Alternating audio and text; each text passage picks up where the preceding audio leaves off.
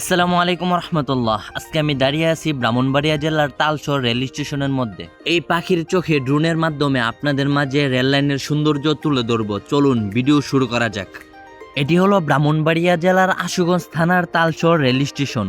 Train আসার আগ পর্যন্ত এই জায়গাটির সৌন্দর্য আপনারা পাখির চোখে উপভোগ করুন।